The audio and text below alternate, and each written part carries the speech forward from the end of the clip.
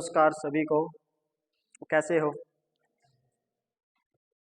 कल हमने पढ़ना स्टार्ट किया था डीपीएसपी को, यानी कि राज्य की नीति के निदेशक तत्व। डीपीएसपी हमने पढ़ना स्टार्ट किया था, directive principle of state policy. तो क्यों जरूरी है ये एक देश में? ये जो रखे गए हमारे संविधान में लिखे गए, कहाँ लिखे गए हैं ये? एक तो क्वेश्चन ये आ सकता है, डीपीएसपी कहाँ लिखे गए हैं? बाग के कौन से बाग में है? बाग 4 में। बाग 4 में आर्टिकल 36 से 51 रखे क्यों गए थे? इसका महत्व क्यों था? यानी कि ये डीपीएसपी लिए क्यों गए? कहाँ से लिए गए? आयरलैंड के संविधान से प्रभावित हो गए, हमने इसमें अपने संविधान में क्या कर लिया, शामिल कर लिए गए। तो ये शामिल किए गए, इसका मकसद यही था, इसका महत्व यही था रखने का भी, क्या मिल सके, लोगों को सामाजिक और आर्थिक अधिकार भी मिले और लोग यानी कि कल्याणकारी राज्य का क्या हो, विकास हो। यानी कि ऐसा राज्य हम बनाना चाहते थे जो क्या करे, जनता की ज्यादा से ज्यादा क्या करे, सहायता करे, आम जनता की उनको ऊपर उठाए, सामाजिक आधार पर, आर्थिक आधार पर भी। तो ये हमने पढ़ना स्टार्ट किया था, इस वजह से ये भारतीय संविधान में क्या किए गए थे, शामिल किए गए थे, जो आर्थिक और राजनीतिक लोकतंत्र की स्थापना में क्या देते हैं, सहयोग देते हैं। मौलिक अधिकार थे आपके, वो राजनीतिक लोकतंत्र या राजनीतिक अधिकारों को ज्यादा बढ़ाते हैं, और जो डीपीएसपी है वो क्या है, आपके सामाजिक और आर्थिक जो अधिकार है उनको ज्यादा बढ़ावा देते हैं। और मिरवा मिल्स मामला 1980 के बाद तो ये कोर्ट ने भी कह दिया, क्योंकि इनमें विवाद चलता था भी मौलिक अधिकार ज्यादा इंपॉर्टेंट है या डीपीएसपी ज्यादा इंपॉर्टेंट है, ऐसे वाद भी आए। 25वां संविधान संशोधन 1971 में कह दिया गया 39B और 39C क्या है, मौलिक अधिकारों से ज्यादा इंपॉर्टेंस होंगे। 42वां संविधान संशोधन करके कह दिया गया सारे के सारे डीपीएसपी जो ज्यादा इंपॉर्टेंट है, किससे, मौलिक अधिकारों से। लेकिन मिनरवा मिल्स मामला 1980 में कह दिया गया ये एक दूसरे के क्या है, पूरक है, यानी कि दोनों के साथ सामंजस्य मिलकर ही क्या किया जाएगा, काम किया जाएगा। तो हमने कुछ फंडामेंटलाइज पढ़ने स्टार्ट किए थे। हमने पढ़ा था आर्टिकल 36, एक बार रिवाइज करते हैं, कल जो पढ़ा था आगे फिर करेंगे। 36 में क्या था, राज्य की परिभाषा। राज्य की परिभाषा कैसी होगी, जो आर्टिकल 12 में दी गई है, यानी कि वहां पर जो लिखी हुई है वही आर्टिकल 36 में है। यानी कि राज्य कौन कौन होगा, केंद्र की सरकार, राज्य की सरकारें, स्थानीय गवर्नमेंट, ठीक है ना। और जो ऐसे प्राधिकार जो राज्य से क्या लेते हैं, वित्त प्राप्त करते हैं। 37 में क्या था, ये वाद योग्य नहीं है। सबसे इंपॉर्टेंट बात है, जो डीपीएसपी लिख तो दिए गए हैं लेकिन ये वाद योग्य नहीं है, यानी कि न्यायालय द्वारा ये परिवर्तनीय नहीं है, यानी कि इनको लागू करवाने के लिए आप न्यायालय में नहीं जा सकते। एक बात को आप कितनी तरीके से कह लो, अगर समझ में आ गई ना तो आप कोशिश क्या करो, समझ के पढ़ो। अगर समझ में आ गई तो एक बात को कितनी तरीके से कह सकते हो, वाद योग्य नहीं है, न्यायालय द्वारा परिवर्तनीय नहीं है, इनको लागू करवाने के लिए न्यायालय में नहीं जा सकते, बात तो एक ही है।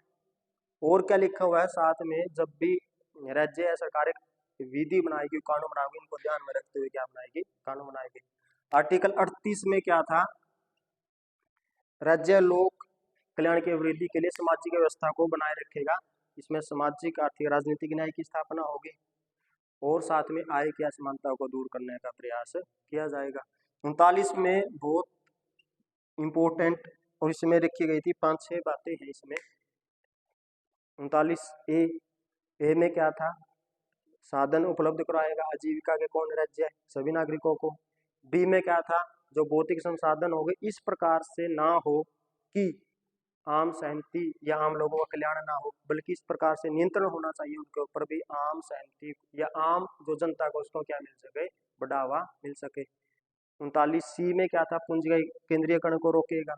डी में क्या था, समान कार्य के लिए समान वेतन, चाहे स्त्री है चाहे पुरुष है। इसमें आया था राजेश कुमार गोंडवाल 2014 में। ये संवैधानिक अधिकार है, फंडामेंटल राइट तो नहीं है, लेकिन कैसा अधिकार है ये, संवैधानिक, जो समान कार्य के लिए समान वेतन है। और 39E में क्या था, जिसमें स्त्री, बच्चे या पुरुष ऐसा काम ना करे जिससे क्या उनकी शक्ति और बल का दुरुपयोग हो।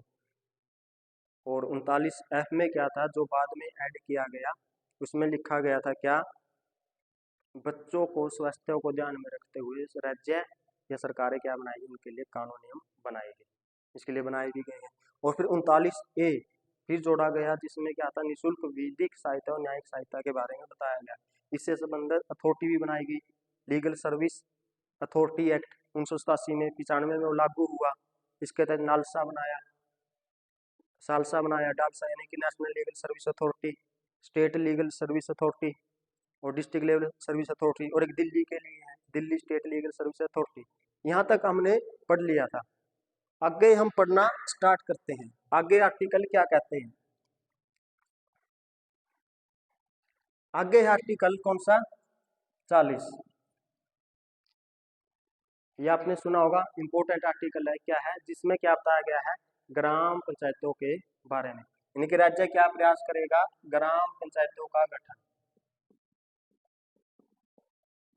क्योंकि जब हमारा संविधान बना तो उस समय प्रत्येक राज्य में क्या नहीं थी, पंचायतें नहीं थी। पहली बार कहाँ लागू किया गया पंचायती राज, राजस्थान में, राजस्थान के नागौर जिले में 1959 में। लेकिन जब तक ये संवैधानिक दर्जा नहीं मिला था इनको, इसके ऊपर काम किया। देखो डीपीएसपी को क्या लेके आए, व्यवहार में लेकर आए, सरकारों ने काम किया इसके ऊपर। आगे पढ़ेंगे पंचायतों के बारे में। जो भाग 9 है, जो भारतीय संविधान का भाग 9 किसके बारे में बताता है, वो सिर्फ लोकल जो गवर्नमेंट है हमारी, उसमें क्या है, 3 चीजें हैं। पहले में तो है ग्राम पंचायतें, यानी कि पंचायतों का सिस्टम है। ये आर्टिकल है, सबसे बड़ा आर्टिकल है। अगर देखें तो इसकी क्लोजेस बहुत ज्यादा, आर्टिकल एक ही है लेकिन उसमें सब क्लोजेस बहुत ज्यादा है। जैसे आर्टिकल 243 ए से ओ तक किसका है, ग्राम पंचायतों के बारे में बताता है। फिर इसी में क्या है, नगरीय स्वशासन है, नगरीय स्वशासन। इसी में 243 पी से जेड जी तक ये आर्टिकल किसके हैं, नगरीय स्वशासन के बारे में बताते हैं। जैसे गांव में क्या चलती है, पंचायतें, शहरों में नगरीय, नगरीय स्वशासन चलेगा। और एक और इसमें जोड़ा गया, ये 9 में आ गया, बाग 9 में है, 9 का ए में, 9 का ए में नगरीय स्वशासन है, और 9 का बी में सहकारी समितियां, सहकारी समितियां। ये 97वां संविधानिक संशोधन 2011 में बाद में जोड़ी गई। सहकारी समितियां होती क्या है, जो अपना फायदा ना देख के बल्कि आम जनता की क्या करे, भलाई के लिए काम करती है। ये भी आर्टिकल 243 में ही है, जेड एच से जेड टी तक। देखो ए से ओ तक यहाँ आगे ग्राम पंचायतें, आगे टी से जेड जी तक कहाँ आ गया, नगरीय स्वशासन। जेड जी यहाँ आ गया तो जेड एच से जेड टी तक। ये आर्टिकल एक ही आर्टिकल है, इसकी सब क्लोजेस बहुत ज्यादा है। तो संविधान में इतनी क्लोज और किसी आर्टिकल की नहीं है जितनी इसकी है, तो सबसे बड़ा आर्टिकल भी माना जाता है इसको। ठीक है, तो भाग 9 में तो किसके ऊपर काम किया, ग्राम पंचायतें। और आपने देखा होगा 73वां संवैधानिक संशोधन ग्राम पंचायतों के लिए 1992 में, और 74वां संवैधानिक संशोधन नगरीय स्वशासन के लिए। बाद में इनको क्या दे दिया गया, संवैधानिक दर्जा दे दिया गया। गांधी जी का भी मानना था भी जो पावर ज्यादा हो, बंटी हुई हो, और वो पावर किसके हाथों में ज्यादा होनी चाहिए, निचला यानी कि स्थानीय गवर्नमेंट के पास। लेकिन जो संविधान के निर्माता थे उन्होंने ऐसा किया नहीं। पावर किसको दी, जो केंद्र गवर्नमेंट को, यानी केंद्र की जो सरकार है उसको ज्यादा पावर है। जब आप पढ़ते हो देखोगे आप तो केंद्र के पास ज्यादा पावर है, स्टेट के पास या ग्राम पंचायतों के पास क्या है, पावर कम है। अच्छा, हरियाणा में तो ये बड़ा मुद्दा चला भी था। अभी हरियाणा में ग्राम पंचायतों को लेकर बहुत सारे सरपंच बैठते रहते थे भी हमको तो कोई पावर नहीं दी गई है, हमको पैसा नहीं दिया जा रहा है काम करने के लिए, ठेकेदारी प्रथा ज्यादा आ गई है, तो इसके मामले में। लेकिन प्रयास क्या रहता है, आर्टिकल 40 में ग्राम पंचायतों का गठन करें और इसके बारे में काम आगे करें। ये किया भी कब, 73वां और 74वां संवैधानिक संशोधन करके, भाग 9 में। ठीक है, तो आर्टिकल 40 में क्या है, ग्राम पंचायतें के बारे में बताया गया है। यानी कि इसका मतलब है भी लोकल गवर्नमेंट, यानी कि आम जनता भी क्या करे, अपने शासन में भागीदारी निभाए। क्योंकि आप देखते हो सरपंच बनता है, वो एक गांव के लिए मुखिया होता है, जो गांव का मुखिया, एक गांव का जितना भी देख रेख की जाती है सरपंच के द्वारा की जाएगी। तो इसमें प्रयास किया गया। उसके बाद आगे ही पढ़ेंगे इसको, जो विभाग 9 है इसको डिटेल में पढ़ेंगे आगे और क्या क्या। लेकिन यहाँ तक आप इतना ही पढ़ो, आप क्या है, आर्टिकल 40 में क्या है, ग्राम पंचायतों का से संबंधित। आर्टिकल 41 में, इसमें है राज्य क्या करेगा कुछ मामलों में, कुछ मामले कौन से हैं, काम में, शिक्षा में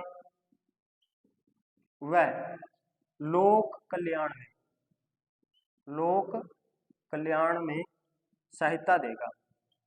यानी कि राज्य का क्या कर्तव्य होगा, क्या करने के लिए, काम में, शिक्षा में, लोक कल्याण में क्या दे, सहायता दे। कैसे, अब आपने नाम सुना होगा काम के लिए, देखो राज्य क्या करता है, काम दिया उसने, कौन सा, नरेगा, आपने सुना होगा नरेगा। 2005 में ये एक्ट बना, national rural employment guarantee act 2005 में। 2006 में क्या हो गया था, ये लागू हो गया था नरेगा। पहले इसको क्या बोला जाता था, नरेगा। 2005 में जब ये एक्ट बना, 6 में ये क्या हो गया, लागू हो गया। लगभग 625 जिलों में लागू हुआ था। फिर आगे जब इसका नाम बदल दिया गया और क्या रख दिया गया, महात्मा गांधी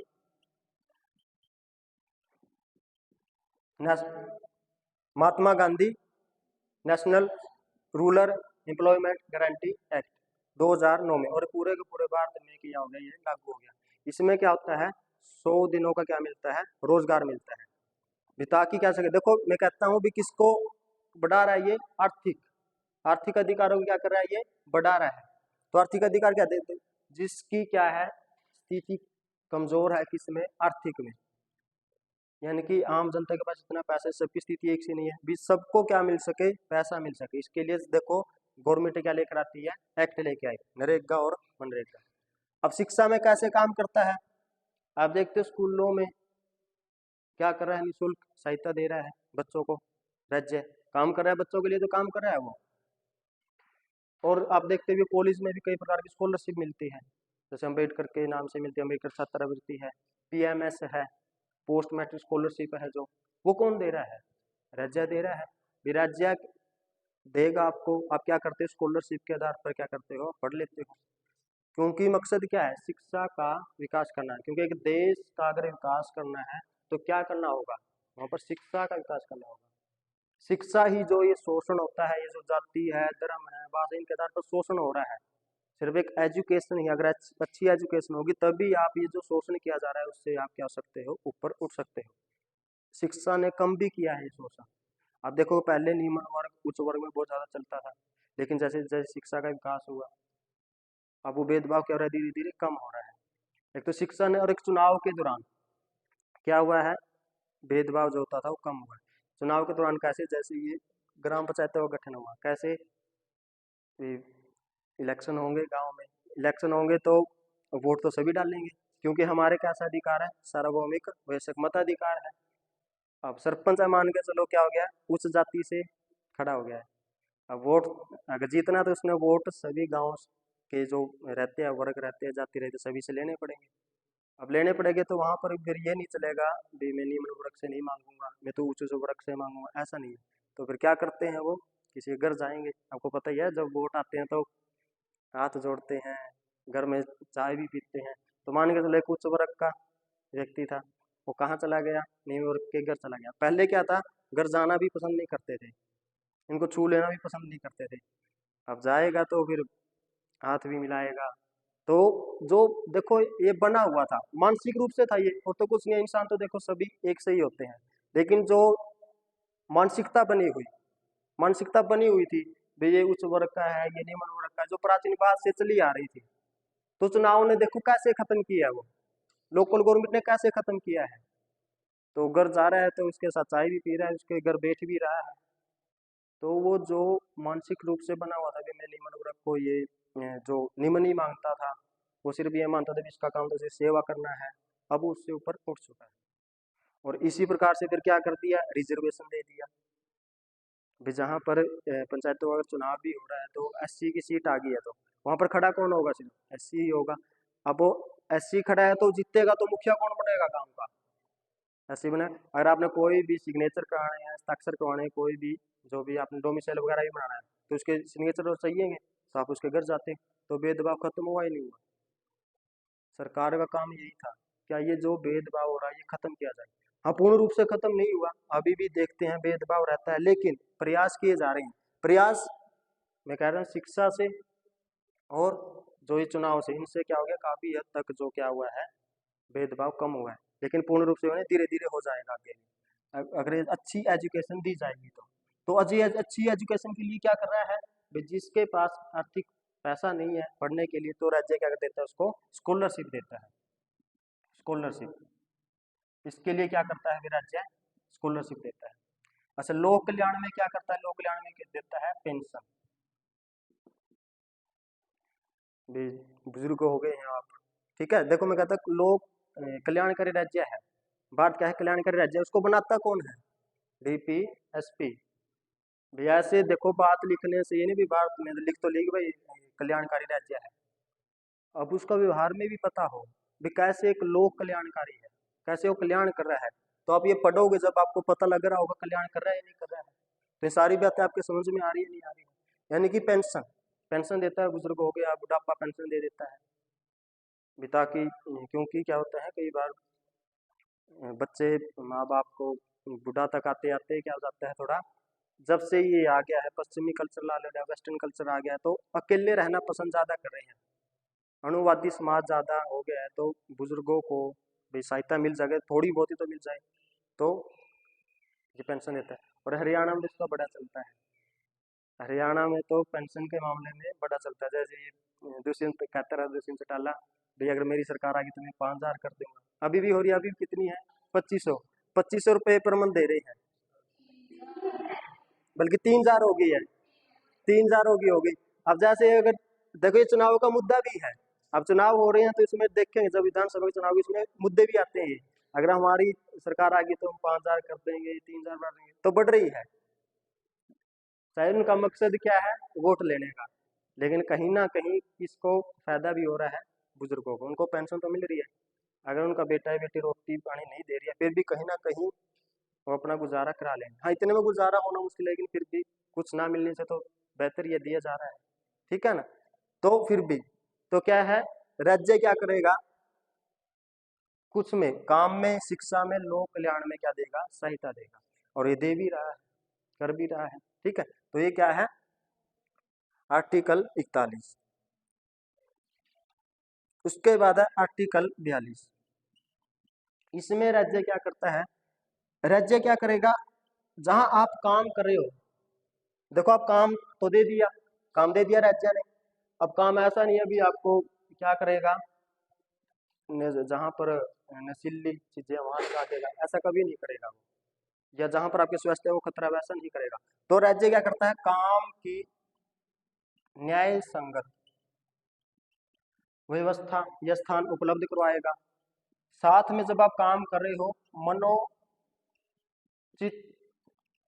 अवस्था का आपका ध्यान रखेगा, यानी कि काम करते करते आप में इतना स्ट्रेस ना आ जाए, आप क्या हो जाओ, सुसाइड ही कर लो, ऐसा काम भी उपलब्ध नहीं करवाएगा। देखो राज्य काम भी दे रहा है और साथ में क्या कर रहा है, काम की न्याय संगत, यानी कि ऐसा काम देगा जो आप आसानी से कर सको, न्याय संगत उचित हो आपके करने के लिए, और आपकी जो मनोचित या मानवीय जो भावनाएं हैं वो भी क्या बनी रहे, सही बनी रहे। और साथ में आपने इसमें करता है प्रस्तुति सहायता प्रदान करता है। प्रस्तुति सहायता का मतलब है जैसे कोई लेडीज है, उसके डिलीवरी के समय उसको क्या देता है, अगर सरकारी की नौकरी करी है तो डिलीवरी के समय उसको क्या देता है, छुट्टी देता है, और उसकी वो नहीं काटता है, सैलरी नहीं काटेगा, वो प्रस्तुति सहायता है उसके लिए, बल्कि और भी ज्यादा उसकी सहायता प्राप्त करने का प्रयास करता है।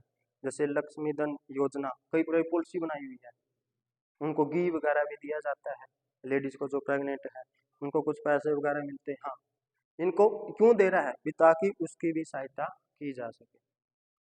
क्या करेगा आर्टिकल 42 में, काम को ऐसा बनाएगा, न्याय संगत बनाएगा जहां पर आप आसानी से कर सको, और आपको क्या ना हो, काम करते करते आप के माइंड में इतना स्ट्रेस ना आ जाए, डिप्रेशन में ही ना चले जाओ आप, फिर उस काम का फायदा भी क्या है।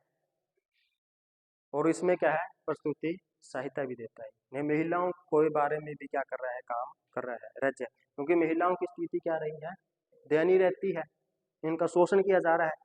फिर राज्य क्या करता है, महिलाओं को स्थिति को ऊपर उठाने के लिए प्रयास भी करता है। जैसे आपने देखा होगा अब इसमें मिलेगा आरक्षण, लोकसभा और विधानसभा में वो विधेयक आ गया है, पारित भी हो गया है वो। हाँ, आरक्षण दिया जाएगा तो महिलाओं की स्थिति को ऊपर उठ सके। ऊपर कब उठेगी? जब वो क्या करेंगे, रिप्रेजेंटेटिव करेगी, खुद जाएंगे। देखो महिला की समस्या को महिला ही समझ सकती है, तो वो जाएगी तो संसद में बैठेगी, जाके जो संसद में बैठेगी तो वो अपनी बात रखेगी, तो इससे महिलाओं क्या होगा, विकास होगा। इसी प्रकार से SC ST के लिए है, अगर वो अपना रिप्रेजेंटेटिव कर रहे हैं, प्रतिनिधि बनकर जा रहे हैं जनता का, तो उनको ज्यादा पता होगा। तो जैसे अम्बेडकर से लगा लो आप, अम्बेडकर ने जितना शोषण देखा, अब जब वो संविधान का क्या कर रहा था, स्ट्रक्चर तैयार कर रहे थे, तो उन्होंने वही बातें लिखी भी, जिससे क्या ना हो, किसी भी वर्ग का शोषण ना हो, सब वर्गों का समान रूप से क्या हो, विकास हो। और DPS भी उन्हीं में से एक है, भी सभी के लिए देखो काम है। इसमें स्त्री भी आ रहे हैं, बच्चे भी आ रहे हैं, पुरुष भी आ रहे हैं, सारों के लिए काम किया जा रहा है, बुजुर्ग भी आ रहे हैं, नहीं सबको ध्यान में रखते हुए। तो MC छागला न्यायमूर्ति, उसने सही कहा था, अगर DPSP पूरी तरह से भारत में लागू हो जाए तो पृथ्वी पर ही क्या बन जाएगा, स्वर्ग बन जाएगा, अगर इसको अच्छी तरीके से लागू किया जाए।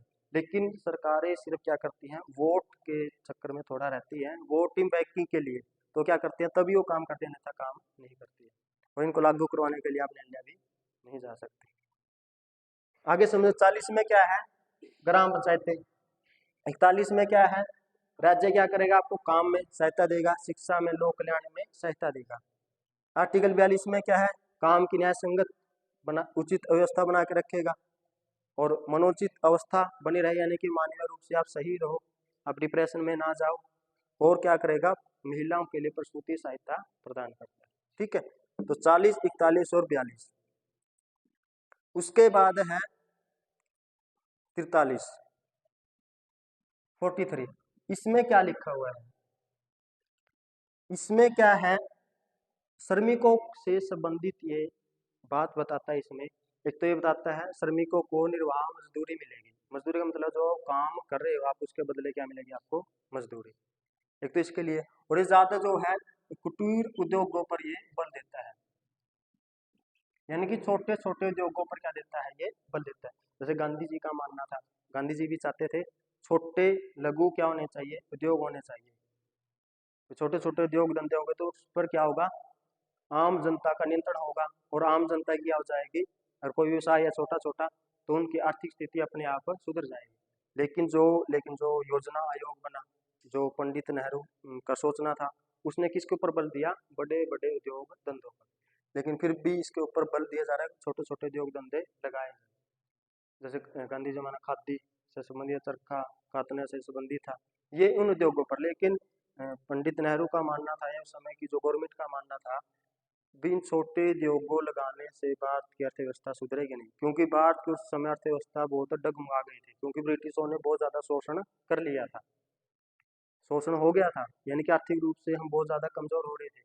तो उद्योग धंधे के ऊपर बल दिया गया, योजना आयोग बनाया गया, पंचवर्षीय योजना आई, तो उसमें बड़े उद्योगों की बात की गई। लेकिन साथ में 43 किसके बारे में कहता है, कुटीर उद्योगों के बारे में।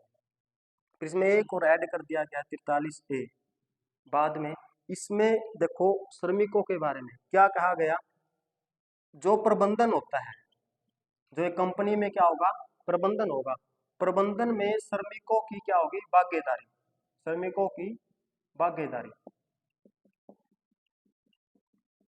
42 अमेंडमेंट 1976 में ये जोड़ा गया। यानी कि प्रबंधन है, कोई कंपनी है काम कर रही है, तो उसका जो प्रबंधन होगा, मैनेजमेंट होगी, उसमें किसकी भी भागीदारी होनी चाहिए, श्रमिक, क्योंकि काम तो किसने करना है, श्रमिकों ने करना है। भी ऐसा ना हो भी मैनेजमेंट ऐसा कोई रूल ले आए, रेगुलेशन आ जाए भी आपको तो 16 घंटे काम करना है, मैनेजमेंट ऐसा रूल बनाते आपने तो क्या करना है, 16 घंटे काम करना है, तो ये तो फिर दिक्कत हो जाएगी, 16 घंटे कैसे काम कर सकते हैं। यानी कि वो श्रमिकों से पूछा जाए कैसा वातावरण उनको चाहिए है काम करने के लिए। अगर कोई कंपनी है, वहां पर काम करने के लिए वातावरण कैसा होगा, सही होगा, साफ सुथरा, तभी तो काम कर पाएंगे, तभी तो टिक पाएंगे। अगर उनको स्वास्थ्य के लिए हानिकारक होगा तो फिर कैसे करेंगे वो। तो मैनेजमेंट को तो क्या चाहता है, लाभ चाहिए है, मैनेजमेंट का तो मकसद क्या होता है, लाभ। लेकिन साथ में किसका भी ध्यान रखना है, श्रमिकों का। यानी कि श्रमिकों से पूछा जाए प्रबंधन में उनकी क्या हो, भागीदारी हो। तो कौन सा आर्टिकल 43 है। 43B में जोड़ दिया गया सहकारी समितियां। ये जो आप पढ़ोगे आगे भाग 9B में सहकारी समितियां। सहकारी समितियां 97वां संवैधानिक संशोधन किया गया 2011 में। ये पूछा भी गया एक बार, जो सहकारी समितियां हैं वो कब जोड़ी गई, कौन सा संवैधानिक संशोधन? 97वां संवैधानिक संशोधन 2011 में। सहकारी समितियां होती क्या है, मैंने पहले ही बताया, जो क्या करती है अपना खुद का लाभ के बिना दूसरों की आम जनता की सहायता के लिए क्या करती है, काम करती है। और आपने एक आर्टिकल भी पढ़ा होगा, आर्टिकल 19(1) का सी, 19(1) का सी, जिसमें क्या कौन सी स्वतंत्रता दी गई है आपको? संघ व समूह बनाने की आपको क्या है, स्वतंत्रता है। तो इसमें फंडामेंटल राइट्स भी है। इसी के आधार पर सहकारी समितियों का क्या किया जाता है, निर्माण किया जाता है। देखो एक दूसरे से चीजें जुड़ी हुई है। अगर चीजों को जोड़ के पढ़ोगे, समझ के पढ़ोगे, तो फिर तो आपके लिए पढ़ना आसान होगा। अगर रट्टा लगा के पढ़ोगे, आप ये रट रही हो चीजों को, तो फिर दिखते होंगे। तो पहले चीजों को समझो, भी एक एक बात को समझो, लिखा क्या हुआ है, फिर आपके ध्यान में भी ज्यादा रहेगा, समझ भी ज्यादा आपकी बढ़ेगी। तो क्या है 43B में सहकारी समिति, 97वां संवैधानिक संशोधन 2011 में इसमें जोड़ा गया और इसको क्या माना गया, फंडामेंटल राइट्स के तहत भी है 19(1) का सी पार्ट। तो यह है आर्टिकल 43। उसके बाद है जो बड़ा विवाद का विषय रहता है, चुनाव जब भी आते हैं तो वो बड़ा विवाद बन जाता है, ऐसा आर्टिकल जो बीजेपी का मुख्य मुद्दा भी रहता है चुनाव में। बीजेपी का मुख्य मुद्दा भी है, अभी भी है, ये चुनाव होने हैं 2024 में। तो क्या है वो चीज, आपने पढ़ा होगा आर्टिकल 44। आर्टिकल 44 में समान नागरिक संहिता, uniform civil code, uniform civil code. BJP हमेशा कहती है, अभी भी कह रही है, अगर मेरी सरकार आई तो मैं किसको लागू कर दूंगी, यूनिफॉर्म सिविल कोड को। यानी कि यूनिफॉर्म यानी कि समान, सिविल यानी कि नागरिक, और कोड यानी कि संहिता, समान नागरिक संहिता। ये क्या है, ये समझते क्या हो, इसके बारे में है क्या ये संहिता होती क्या है? संहिता एक तरह से संहिता क्या होती है, जो सब पर समान रूप से लागू हो। संहिता का मतलब होता है जो ऐसे कानून है, नियमों क्या है जो सब पर समान रूप से क्या किए जाए, लागू किए जाए, उसको बोलते हैं समान नागरिक संहिता। अब आप देखते हो जैसे क्या है, आपराधिक दंड संहिता है या इंडियन पिनल कोड है। भी मान के चलो आपने चोरी कर ली, चोरी की सजा 2 साल की, किसी एक व्यक्ति ने की तो 2 साल की है, तो सजा 2 की होगी। और अगर हिंदू ने किया तो कितने की होगी, 2 की। मुसलमान ने की है तो 2 की। यानी कि भारत में अगर चोरी की है तो उसकी सजा 2 साल। तो सभी वर्गों को, चाहे कहीं पे भी रह रहे हो, इसको बंद कर, बेंच लगा दे इसको, तो क्या होगा, सबको 2 साल की सजा है। दीवानी मामले आते हैं, एक फौजदारी मामले होते हैं, उनमें क्या होता है, सबको समान सजा होती है। भी ये आम नागरिक ने अगर कोई हत्या कर दी है, आम नागरिक ने क्या कर दी है, हत्या कर दी है, तो उसको भी फांसी दी जाएगी। प्रधानमंत्री ने अगर क्या कर दी है, हत्या कर दी है, तो उसको भी क्या दी जाएगी, सजा दी जाएगी, समान सजा है। लेकिन जब किस में आ जाते हैं, पर्सनल लॉ चलता है हमारे, एक तो दीवानी मामले है, एक फौजदारी मामले है, और एक क्या है, पर्सनल लॉ। पर्सनल लॉ होते हैं, ये क्या होते हैं, इसमें जो मुख्य मुद्दा आता है, इसमें आता है एक तो विवाह, एक आता है तलाक, एक आता है वसीयत का, और एक आता है गोद से संबंधित। यहां मामला आके अटक जाता है। यहां पर जो धर्म है उनके सबके नियम कानून अलग अलग है। आप देखते हो, तो भारत सरकार चाहती है भी क्यों ना ऐसा किया जाए, कैसा किया जाए, चाहे कोई भी धर्म हो, उनके बारे में सारे समान रूप से कानून एक जैसा बने, लेकिन सबके लिए अलग अलग ना हो। इसके लिए सरकार का प्रयास रहता है। बीजेपी का खास करके रहता है। बीजेपी के कई मुद्दे थे, जैसे धारा 370 था, राम मंदिर था, CAA था, ये 3 तो निपटा दिए। अब मुद्दे चल रहा है UCC का, इसके ऊपर बयान भी आते रहते हैं भी हम इसको लागू करेंगे। तो लागू करेंगे तो इसमें समझो क्या है, पर्सनल लॉ है ये। क्या कहा गया है, अगर आप देखते हो कौन सा आर्टिकल 25, आर्टिकल 25 क्या कहता है, अंतःकरण की स्वतंत्रता है आपको, भी किसी भी धर्म को आप मानो तो उसमें राज्य बीच में नहीं आएगा। तो आपकी जो परंपराएं हैं, रीति रिवाज, उनको मानो आप। अच्छा मैं पूछता हूँ, अगर UCC अगर लागू भी हो जाता है तो क्या जो परंपराएं हैं या जो धर्म है वो भी बदल जाएगा, सबका एक हो जाएगा? यानी कि जो मुस्लिम धर्म की परंपराएं हैं, हिंदू धर्म की परंपराएं हैं, वो क्या वो भी बदल जाएगी, सबकी एक हो जाएगी? ऐसा नहीं है। लेकिन कई मान लेते हैं, कई क्या मान लेते हैं भी अगर UCC लागू हो गया तो हमारी जो धर्म है, जाति, ये जो धर्म है उसकी परंपराएं चलती हैं वो बदल जाएंगी। लेकिन सुप्रीम कोर्ट ने भी कहा भी ऐसा नहीं होगा। इसमें होगा क्या, भी जैसे विवाह है, मुस्लिम धर्म में क्या है, पुरुष तो बहु बहु विवाह का मतलब क्या है, एक से ज्यादा शादियां कर सकते हैं, 3 शादियां कर सकते हैं। हिंदू धर्म में एक शादी है, अगर तलाक हो गया तो फिर दोबारा कर सकते हैं। तो इसके लिए देखो अलग नियम है हिंदू धर्म में, मुसलमानों के लिए अलग नियम है। तो सरकार चाहती है इनके लिए एक सा ही क्या बना दे, नियम बना दे, भी सभी को एक ही शादी करनी है। ये नैतिकता के आधार पर देखें तो सही भी है। मुसलमानों में जो महिला है उनकी स्थिति बड़ी खराब है। आपने केस सुना होगा शाहबानो केस, मैंने पढ़ाया था जब। शाहबानो केस में देखो कितना गलत हुआ उस महिला के साथ, जब उसको एकदम से तलाक दे दिया गया और ना ही उसको क्या दिया गया, प्रॉपर्टी में राइट्स दिए गए। तो पालन पोषण कैसे करे, ये बड़ी दिक्कतें हैं। तो सरकार का मानना है भी क्या करें, विवाह से संबंधित क्या होगी।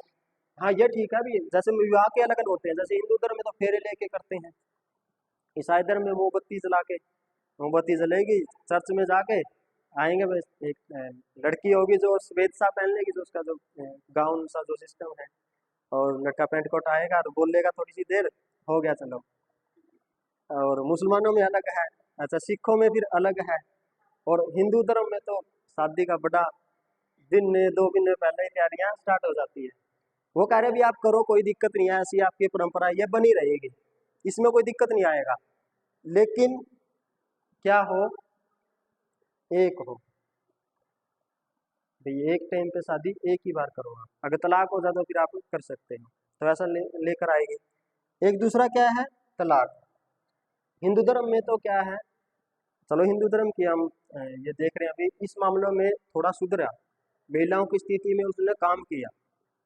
मुसलमानों ने मानना नहीं इन चीज़ों को, तो देखो आज मुसलमानों की स्थिति बहुत ही ज़्यादा दयनीय है। अफगानिस्तान में जाके देखना आप, अफगानिस्तान में तो जब से वहाँ पर तालिबान की शासन आ गया है, राइट छीन लिए गए हैं महिलाओं से, पढ़ने का अधिकार छीन लिया, स्कूल से छीनना, फिर यूनिवर्सिटी से छीन लिया।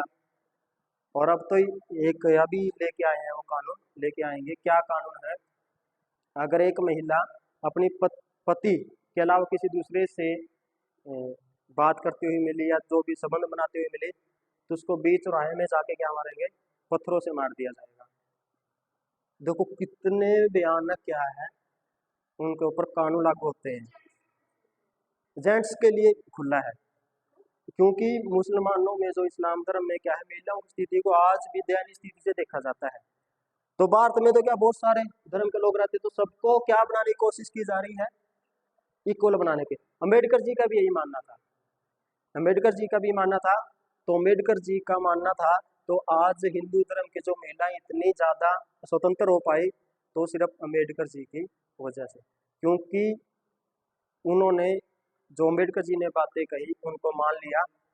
पर्सनल लॉ, मुस्लिम जो धर्म था उसने नहीं माना, तो आज भी उनकी स्थिति क्या है, बहुत ज्यादा खराब है।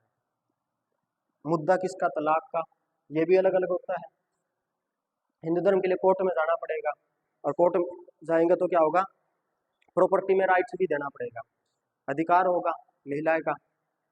मुसलमानों में बड़ी दिक्कतें हैं। एक बार कहा था तलाक तलाक तलाक, तलाक के भीतर, अब वही खेल खत्म। खेल खत्म हुआ मतलब तलाक उधर हो गया।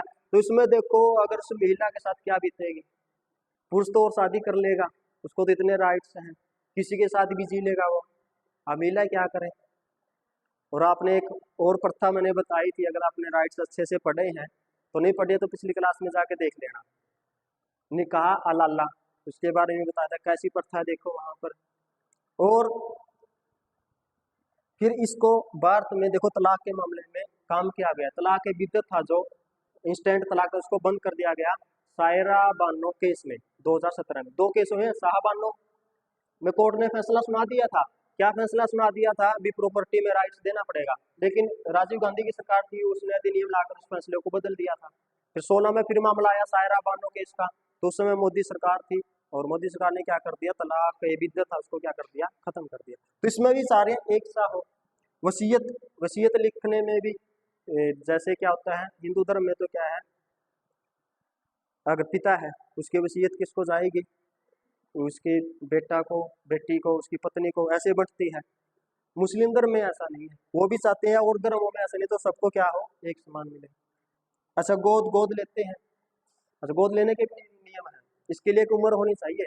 भाई ऐसा नहीं है भाई आप हो 30 साल के और 28 साल की किसी लड़की को गोद ले रहे हो, ऐसा नहीं चलेगा, ये तो फिर गलत है, ऐसा नहीं है। इसके लिए 21 वर्ष का क्या होना चाहिए डिफरेंस, लगभग अलग अलग है। तो गोद से संबंधित यानी कि जो पर्सनल लोग हैं उनको क्या करने का, एक सा बनाने का काम किया जा रहा है। हिंदू धर्म में भी देखो कुछ कमियां हैं, उनको सुधार दिया जाए। मुस्लिम धर्म में, ईसाई जितने भी जो कमियां हैं उनको दूर करने का प्रयास किया जाए, और एक ऐसा कानून बना दिया जाए जो सब पर क्या हो जाए, समान रूप से लागू हो जाए, तो तभी तो सही रहेगा। इसके लिए क्या कर रही है, फिर प्रयास करती भी है सरकारें। अम्बेडकर जी का मानना भी था, हिंदू कोड बिल आपने सुना होगा, उसके मन कभी आगे लेक्चर लेंगे तो उसके बारे में अलग से एक वीडियो बना दे, वो क्या था हिंदू कोड बिल में। तो ये था, ठीक है ना। यू आर्टिकल 44 क्या है, एक बार क्वेश्चन पूछ भी लेगा, ये आर्टिकल 44 में क्या लिखा हुआ है, यूसीसी यानी कि यूनिफॉर्म सिविल कोड है क्या, ये मैंने मामला आपको पूरा समझा दिया, ठीक है। पर्सनल लॉ के मामले में क्या है, सबको एक लेकर आने की कोशिश है, किसके तहत, आर्टिकल 44 में। इसके बाद है आर्टिकल 45, इसमें है ये बच्चों से संबंधित है, क्या है, सेसवा अवस्था। सेसवा अवस्था में राज्य क्या करेगा, देख रेख करेगा बच्चे की। सेसवावस्था यानी कि 0 से 6 वर्ष तक, मान लो आप सेसवावस्था है, वहां बच्चे को क्या देगा, देख रेख, उसको कोई भी पोलियो की दवाई देनी है या कोई भी इंजेक्शन लगाना है जिससे आगे उसको भविष्य में खतरा ना हो बीमारियों को, तो लगाता है। आपने देखो आंगनबाड़ी बनी हुई है, वहां पर जाता है बच्चा, उनके लिए खाने के लिए बनाया जाता है, कभी कुछ बनता है, कभी आपके गांव से लगी हुई कोई आपकी माता बहन है गाँव में, आंगनबाड़ी में जाती है तो बहुत सारी चीजें आती है, वहाँ पे राशन आता है, तो उसको देख रेख के लिए, किसकी, बच्चों के लिए शिशुअवस्था में देख रेख करेगा। और यानी कि 0 से 6 वर्ष तक क्या कर देगा, बच्चे की देख रेख कर रहा है। और 6 से 14 वर्ष तक, ये बाद में जब जोड़ा गया, कब, 86वां संवैधानिक संशोधन 2002 में क्या देगा उनको, निःशुल्क शिक्षा, निःशुल्क व अनिवार्य शिक्षा, निःशुल्क व अनिवार्य शिक्षा, इसके बारे में क्या करेगा, राज्य काम करेगा, ठीक है। तो यानी कि आर्टिकल 45 में क्या है, बच्चों से संबंधित है, बच्चों की क्या करेगा, शिशुअवस्था में देख रेख करेगा, उसका स्वास्थ्य क्या बना रहे, सही बना रहे। अगर उसका बचपन में ही स्वास्थ्य बिगड़ गया तो फिर पूरी जिंदगी खराब रहेगा, जैन का तो मोती जा रहा है, एक बार बिगड़ गया तो पूरी जिंदगी खराब करता है, हरियाणा में ऐसे शब्द चलते हैं। तो इसी प्रकार से 6 से 14 वर्ष में क्या करेगा, उनको शिक्षा भी देगा, क्योंकि एजुकेशन भी बहुत जरूरी है, जब तक एजुकेशन नहीं होगा तो चीजों को समझ नहीं पाएगा, एजुकेशन ही बदलती है, ठीक है। तो आर्टिकल 45 में क्या, शिशुअवस्था में देख रेख और 6 से 14 वर्ष के बच्चों को निःशुल्क है अनिवार्य शिक्षा। आर्टिकल 46 में है SC ST व अन्य दुर्लभ वर्ग, दुर्लभ वर्ग के लिए राज्य क्या करेगा, शिक्षा में व अर्थ, अर्थ यानी कि पैसा से संबंधित क्या देगा, उनको सहायता देगा। देखो मैं बार बार कह रहा हूँ, राज्य करेगा, राज्य करेगा, यानी कि जिम्मेदारी किसकी है? डीपीएसपी राज्य की है ये लागू करने की। राज्य यानी कि राज्य तो कैसा विचार है? अमूर्त। काम कौन करता है एक्चुअल में? सरकार। जिसकी सरकार आती है तो काम करेगा। SC ST या अन्य दुर्लभ वर्ग को। तो इससे संबंधित मौलिक अधिकारों में हमने पढ़ा भी था चंपकम दोई राजन का केस। देखो मैंने इतने केस करवाए आपको, तो रिपीट हो रहे हैं, एक दूसरे जुड़े हुए हैं। तो इसी के तहत तो क्या मिला था? आर्टिकल 15(4) के तहत SC ST और OBC को सरकारी शिक्षण संस्थानों में आरक्षण। जब चंपकम दोहराइजन का केस हमने पढ़ा, अगर नहीं पढ़ा तो पिछली वीडियो देख लेना, उसमें अच्छे से बताया हुआ है क्या था केस, फिर कौन सा संविधान संशोधन के द्वारा दिया गया। पहला संविधान संशोधन के द्वारा इसमें ऐड कर दिया गया था। पैसे से संबंधित भी सहायता देता है, शिक्षा में दे रहा है। देखो सीट होती है, जब भी आप एडमिशन लेते हैं तो उससे संबंधित क्या दी जाती है? सीट। जब आपका जनरल में होगा, SC में होगा, OBC में होगा, कौन सी कैटेगरी में आपका एडमिशन दिया जाएगा, तो सारी की सारी कौन डिसाइड करता है? राज्य। राज्य इसके लिए प्रयास भी कर रहा है और कर भी रहा है, ये सब बहुत सारी चीजें दे भी रहा है। ठीक है, तो आज हम करेंगे इतना ही, बाकी करेंगे कल। तो एक बार रिवाइज कर लेते हैं कौन कौन से हमने पढ़ा है। आर्टिकल 40 से हमने पढ़ना स्टार्ट किया था। आर्टिकल 40 में क्या है? ग्राम पंचायतें। ग्राम पंचायतें के बारे में राज्य काम करेगा, किया भी। 41 में क्या था? कुछ राज्यों में राज्य क्या करेगा? काम में, शिक्षा में व लोक कल्याण के लिए सहायता देगा, जिससे क्या हो? लोक कल्याण हो, यानी कि नरेगा जैसी स्कीम चलाता है, और भी बहुत सारी स्कीम है। शिक्षा में स्कॉलरशिप देता है, लोक कल्याण में जैसे आपको क्या दे देगा? पेंशन दे देगा, भत्ते देता है। 42 में क्या था? काम के लिए क्या करेगा? न्याय संगत स्थान होगा। ठीक है ना, आपका जो आपकी मानसिक स्थिति है वो सही बनी रहे, मानवीय मानवीय अवस्था सही बनी रहे, और प्रस्तुति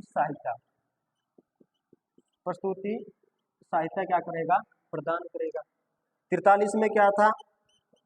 कुटीर उद्योग और मुख्यतः श्रमिकों से क्या है? संबंधित है। कुटीर उद्योग है और क्या है? श्रमिकों की, बाद में तो जोड़ा गया 43A में। श्रमिकों की किसमें भागीदारी है? मैनेजमेंट में, प्रबंधन में भागीदारी होगी श्रमिकों की प्रबंधन में भागीदारी। और क्या है? सहकारी समिति। आर्टिकल 44 में क्या है? जो मुख्य मुद्दा रहता भी है जब भी इलेक्शन होते हैं, UCC यूनिफॉर्म सिविल कोड, क्या है ये, इसके बारे में उन्हें बता दिया। ठीक है ना। आर्टिकल 45 इसमें क्या है? बच्चों से संबंधित है। शिशुवावस्था, उसके बाद फिर 6 से 14 वर्ष के लिए क्या करेगा? फिर आगे शिक्षा के लिए देगा। पहले देख रेख का, फिर क्या है? शिक्षा है। 46 में क्या है? SC ST व अन्य दुर्लभ वर्ग के लिए क्या करेगा? राज्य को शिक्षा व आर्थिक रूप से क्या देगा? सहायता प्रदान करेगा। ठीक है, तो इसमें से किसी ने कुछ पूछना तो पूछो। कल हमारे DPSP क्या हो जाएंगे? कंप्लीट कर देंगे। कितने रह गए हैं? 5-6 आर्टिकल रह गए, 51 तक है। ठीक है ना, 5 आर्टिकल रह गए हैं, तो कल करेंगे बाकी।